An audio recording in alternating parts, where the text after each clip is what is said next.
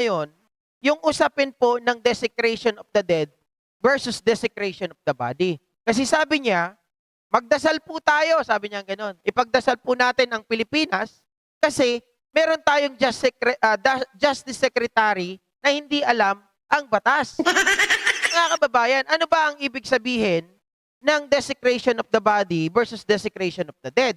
Ako, sa totoo lang, base sa pagsasaliksik ko sorry po, pwedeng pag-usapan ng patay. Tama naman, pwedeng pag-usapan ng ang patay. Normal na pag-usapan ng patay. Pero kung babastusin mo ang patay, 'di ba? Yan ay pasok na doon sa tinatawag natin na ikaw po sinasaklawan mo na, nababiolate mo na yung principle ng patay at ng mga buhay, lalong-lalo na yung mga kapag-anak natin. Tingnan niyo po itong mga kababayan. Meron ditong explanatory. Ito, gawa ni, gawa ni,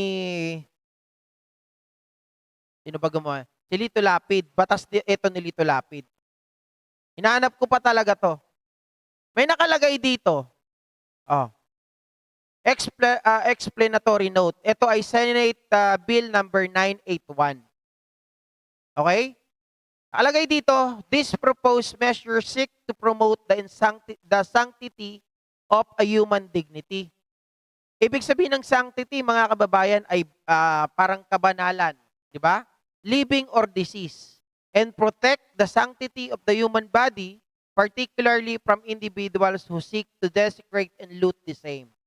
Under this proposed measure, the term desecrating the victim shall refer to the outraging or scoffing at the corpse. Kumbaga parang scoffing or outraging, parang yung laman ng tao, tatali mo sa liig, parang ganon, binastos mo. Diba? Which is hindi normal. Taking away vital organs or the corpse itself for profit. Pwedeng kukunin mo yung laman loob, mata, yung puso, yung baga at kung ano-ano pa, tapos ibibenta mo na wala pong kinalaman, walang pagpapaalam sa pamilya. Nakalagay pa dito, illegal exhumation of dead bodies in cemeteries. Yung illegal na paghuhukay. Di ba sabi ni Sara Duterte, mga kababayan, pag ako nainis at hindi kayo tumigil, ipapahukay ko ang katawan ng tatay nyo at itatapon ko sa West Philippine Sea. Di ba ang pinag-uusapan natin dito, dead? Di ba? Body. Tapos itatapon mo, dead body, itatapon mo ngayon, hukayin mo na walang paalam sa mga pamilya, kamag-anak. So therefore, mga kababayan, meron ka ng nilalabag na batas. Tama? May nilalabag ka na batas. Ang sinasabi niya kasi, desecration of the dead, yan daw pinag-uusapan lang yung patay. Hindi. Mga kababayan, ang pinag-uusapan lang ang patay. Let's say, for example, naalala ko yung tatay ko, no? Ganito, bago siya mamatay, ay ganito yung mga pinagagawa niya. At yung tatay ko, gusto ko, yung katawan niya, ililipat ko. Ililipat ko papahukay ko, ililipat ko ng pwesto. Ililibing ko na lang siguro sa probinsya. Okay lang yun, walang problema. 'Di ba? Yun ay wala tayong tinatapakan na batas dito. Pero mga kababayan, pag sinabi mo na hukayin ko ang patay, itatapon ko sa West Philippine Sea, ito ay pasok na dito sa batas na ito. 'Di ba? Ayan nakalagay, without securing approval and appropriate permits from local health units.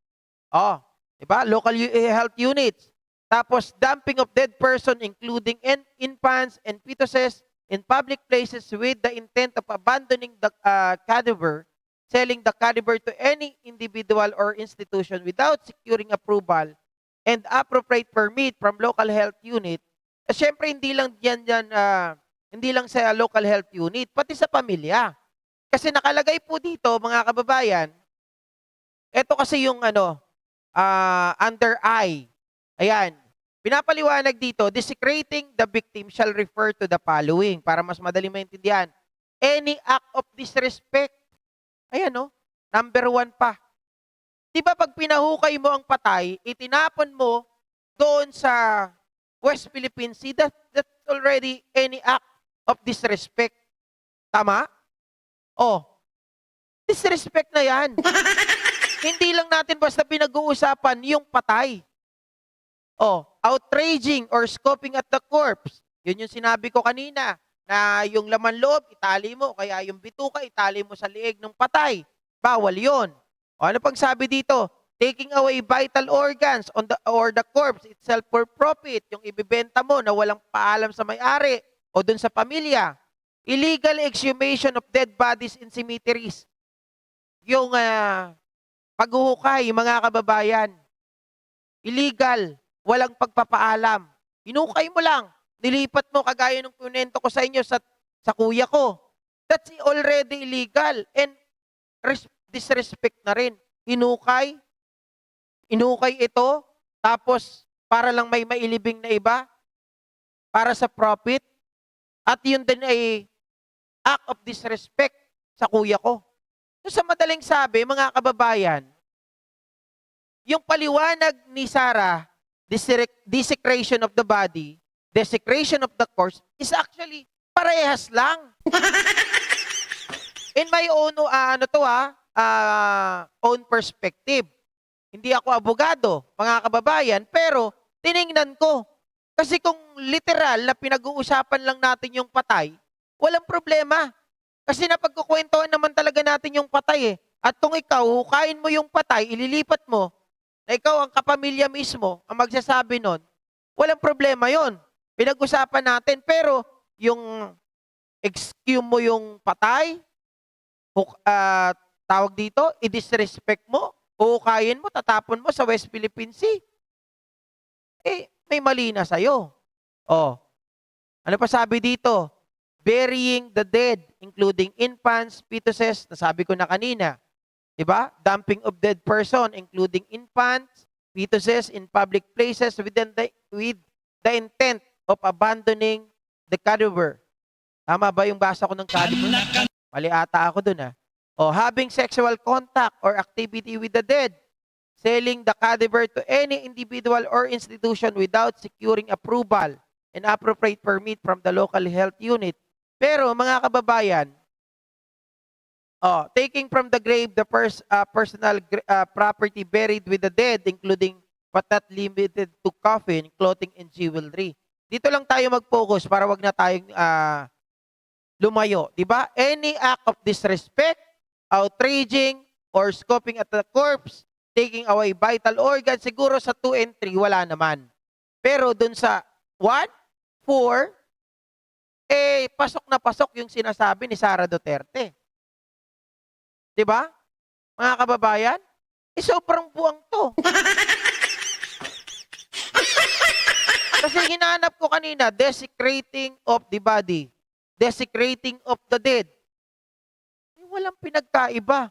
Kasi, yung patay itself, ikatawan din yun, corpse yun. Pag yun pinahukay mo, mga kababayan, nang walang paalam sa pamilya, walang paalam sa local health unit, kasalanan na yun. Diba? Tapos yung paghukay mo nang walang paalam, that's act of disrespect already. Tapos yung dahil hindi ka nagpaalam, illegal din ang paghuhukay. Lalong-lalo na itapon mo sa West Philippine Sea. Pinaalam mo ba yan sa pamilya? Mukhang si Duterte, mukhang si Sarang may problema.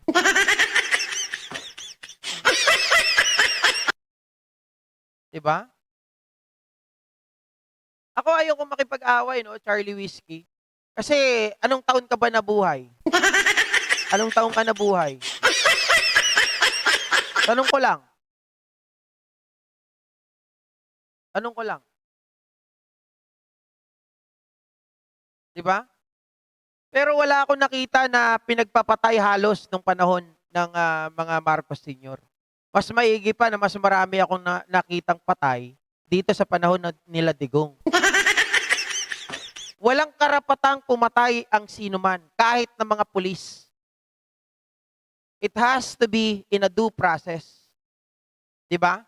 Itong ginagawa ni Sara Duterte tungkol sa patay, ayan na, pinakita ko sa inyo. Bill pala ito ni Lito Lapid.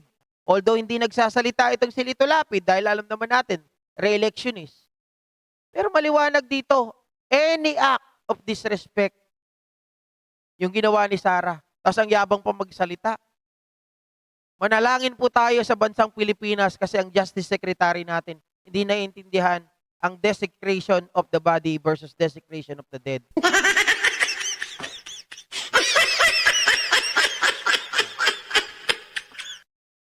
Illegal. Sa madaling salita, laitero, illegal ang sinasabi ni Sara kahit sa ang aspeto. Yung katawan is already a corpse. 'Di ba? Yung patay, katawan yan, kahit pagbalik-baliktarin mo rin, patay yan eh. Katawan yun, nahuhukayin mo, na itatapon mo sa West Philippine Sea. Disrespect. Illegal ang paghuhukay. Oh. Ano pa?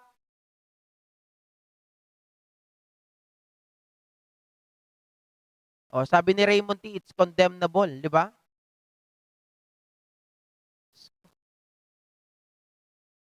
Hindi ko man maipaliwanag ng husto dahil hindi ako abogado. Pero siguro naman, mga ka-GPnatics, alam nyo naman at kuha ninyo yung paliwanag ng mga taong kagaya natin. Hindi natin kailangan na marami pang paligoy-ligoy. Very straightforward ang papaliwanag dyan.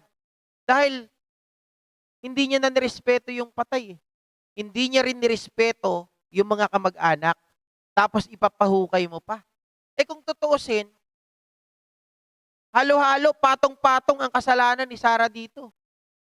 Diba? Oh.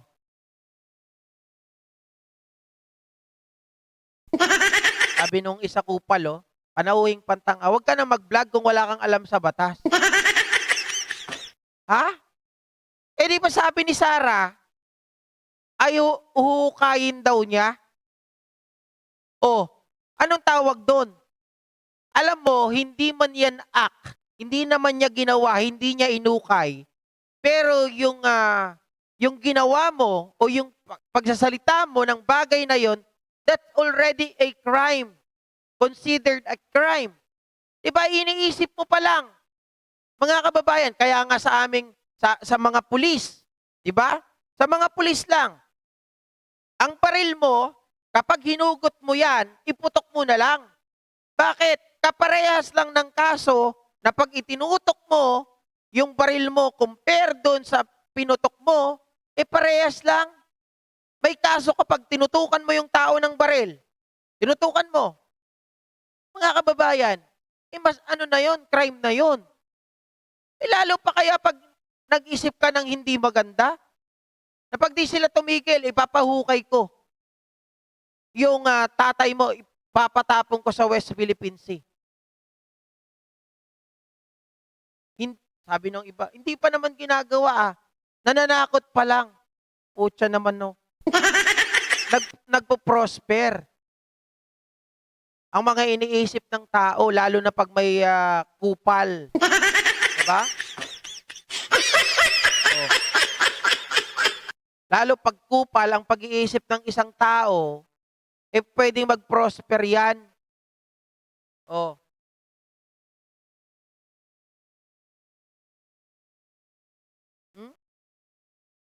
Hindi crime? Hindi crime yon? Nek nyo. Oh. Diba? O, Ricky Coligado, nasaan na po ang flood control issue? Tanga mo. Sobrang tanga mo. Sige nga, ikaw nga, pigilan mo pag overflow na yung tubig. Sobrang kung saan-saan na nanggaling. Mapigilan pa kaya ng flood control mo yon? Si Duterte nga 11,340 flood control. May nagawa ba? Oh.